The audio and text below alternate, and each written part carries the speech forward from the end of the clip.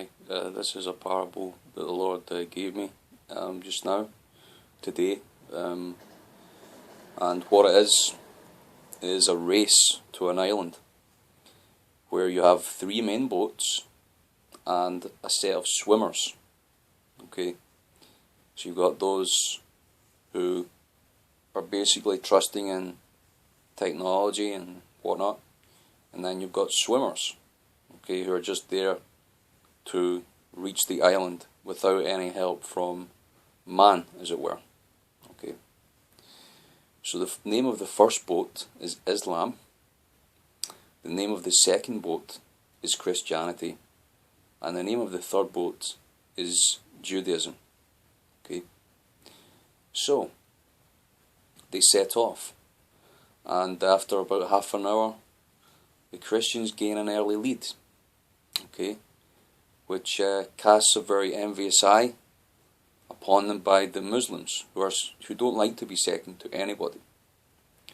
So you see some action, you see some firing and stuff like that, and then within a few moments, the Christian boat has actually caught flames, it's caught fire, okay, and basically after a little while, the Muslim boat catches up to the Christian boat, and the Muslims are mocking them and shouting at them and all kind of stuff.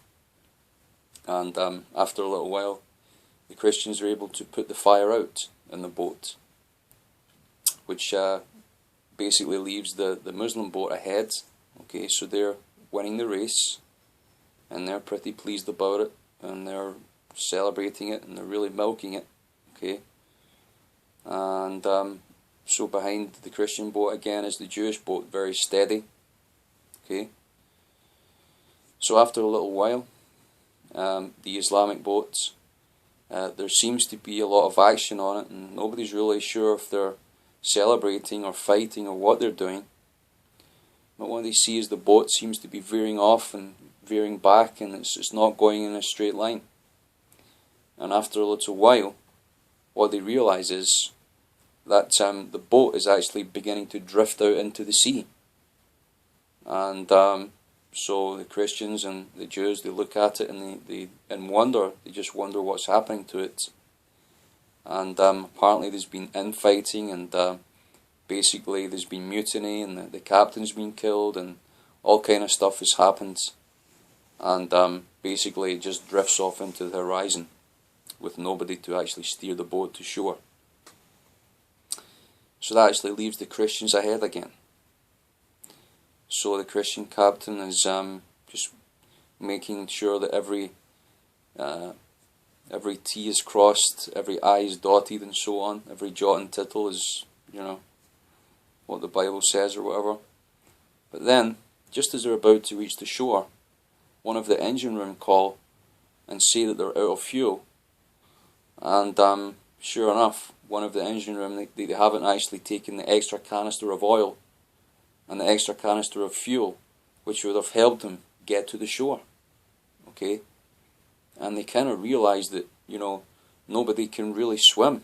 Nobody really considered actually, getting lifeboats and rescue boats and all that stuff. So what actually happens then is that they actually just drift off into the ocean, the same as the Muslim boats, and they look at each other. They're in disbelief because, how could they miss such obvious things which they needed? So the Jewish captain looks at this, and he has a little chuckle to himself, and he's a little look into his telescope, and sure enough, he can see the island there, and it's gaining ground quite steadily. So he's there. He's got his extra oil, he's got everything, and everything seems to be working in fine order.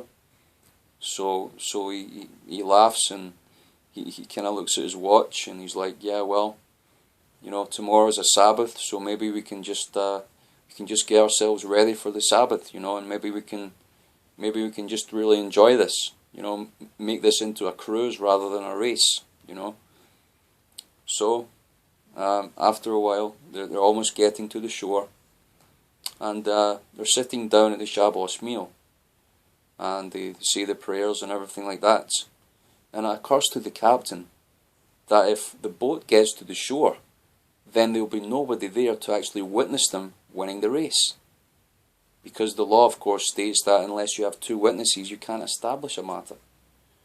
So he deliberates about this, and they have a discussion with his crew, and basically they end up phoning back to the mainland in order for them to send out a helicopter, not so they can rescue the Christians or the Muslims who basically are stranded out there somewhere in the horizon,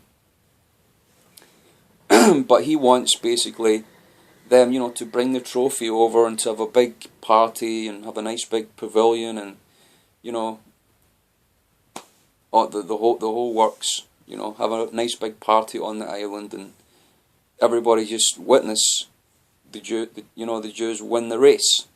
Okay, so he casts anchor and they phone back and he said, well, just wait here until the helicopter comes, so that they can get all the camera angles and see the boat coming in and wave all the streamers and everything like that. And so they just decide to wait, and they're having their Shabbos wine and stuff like that.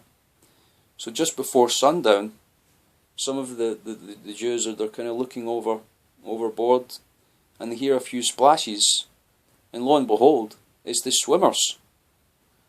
So the Jews kind of begin to laugh. They begin to say, oh, how are you guys doing, and wave at them. And then it occurs to them that these swimmers could actually beat them to the shore. So they start actually shouting to the captain, hey, these swimmers have caught up on us.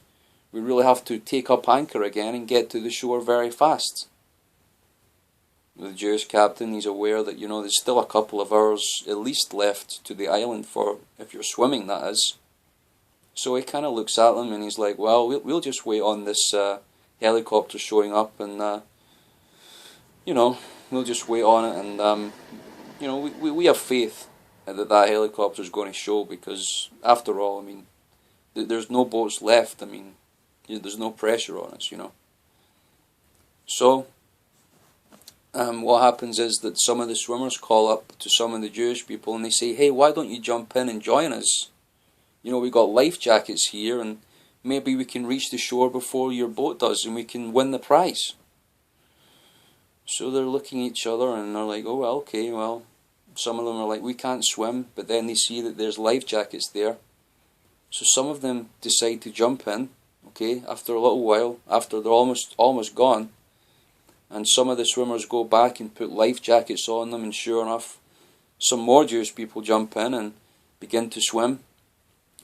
So an hour passes and basically the swimmers are out of sight and all there is at the end is just a few swimmers on the shoreline looking back at the boat just as the sun goes down, with their hands aloft saying, yes, it doesn't matter if nobody's seen us win, but we have won the race. And they give thanks and praise to God. Now, what is the moral of this story, you might ask? Well, to put it plainly, if you don't have faith, then you can't swim. If you don't have faith, you won't jump in and learn to swim, okay? And if you can't swim, you can't win. Thanks for listening.